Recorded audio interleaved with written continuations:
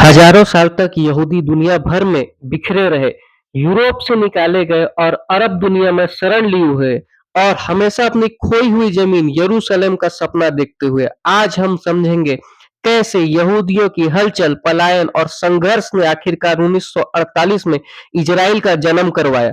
16वीं शताब्दी में ऑटोमन सुल्तान सलीम फर्स्ट ने जब मिस्र के ममलूक सुल्तान को हराया तो मिस्र से लेकर सऊदी अरब तक सारा क्षेत्र ऑटोमन एम्पायर का हिस्सा बन गया। उसी समय यूरोप में यहूदियों के लिए हालात खराब हो चुके थे। 1492 में स्पेन और बाद में पुर्तगाल से यहूदियों को निकाला गया। तब ऑटोमन सुल्तानों ने उन्हें अपने साम्राज्य में जगह दी। इस्तांबुल, इजमिर, यहाँ तक कि यरूशलेम के आसपास यहूदी बसने लगे। सदियों तक यहूदी अलग-अलग देशों में रहे, लेकिन उन्हें अक्सर अजनबी माना गया। कभी उन पर टैक्स का बोझ डाला गया, कभी उन्हें गेटो, अलग बस्तियों में रहने के लिए मजबूर किया गया।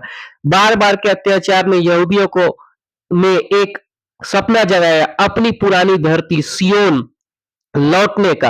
19वीं शताब्दी में यह सपना जिसने शरण दिया उनके खिलाफ षड्यंत्र रचने को मजबूर किया, और षड्यंत्र था ज़ायोनिस्ट मूवमेंट, जिसके षड्यंत्रकार थे थियोडोर हर्जल ने कहा यहूदियों के लिए एकमात्र भूमि जरूरी है।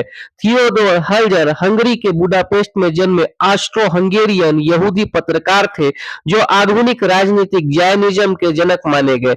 अपने इन्हीं कार्यों के कारण उन्हें हिब्रू में चोनेह हमेदिनह के रूप में जाना जाता है, जिसका शाब्दिक अर्थ है राज का दूरदर्शी। उन्हें आधिकारिक तौर पर यहूदी राज का आध्यात्मिक पिता कहा जाता है। उनकी किताब द ज़ायनिस्ट स्टेट ने यूरोप और अमेरिका में यहूदियों को एकजुट कर दिया। पहले विश्व युद्ध खत्म हुआ और ऑटोमन साम्राज्य टूट गया। अब फिलिस्तीन ब्रिटिश शासन के अधीन आ गया।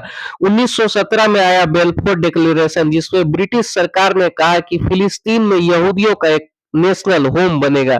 इस घोषणा से यहूदियों का हौसला और बढ़ा और हजारों यहूदी यूरोप से आकर यरूशलेम और तेल अवीव के आसपास बसने लगे। यहूदियों का बड़े पैमाने पर फिलिस्तीन लौटना और अरब यहूदी टकराव की शुरुआत। फिर आया 1930 से लेकर 40 का दौर। जर्मनी में हिटलर ने सत्ता संभाली और यहूदियों के दुश्मन घोषित कर दिया।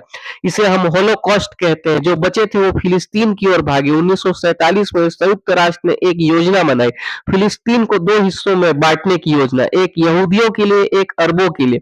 14 मई 1948 को डेविड बेन गुरियन ने इजराइल राष्ट्र घोषित कर दिया, लेकिन इसके साथ ही शुरू हुआ पहला अरब इजराइल युद्ध, जो आज तक संघर्ष का कारण है। अगर आपको यह सफर समझ आया तो इस वीडियो को लाइक कीजिए, शेयर कीजिए और हमारे चैनल ज्ञान से इतिहास को सब्सक्राइब कीजिए। आपका धन्यवाद।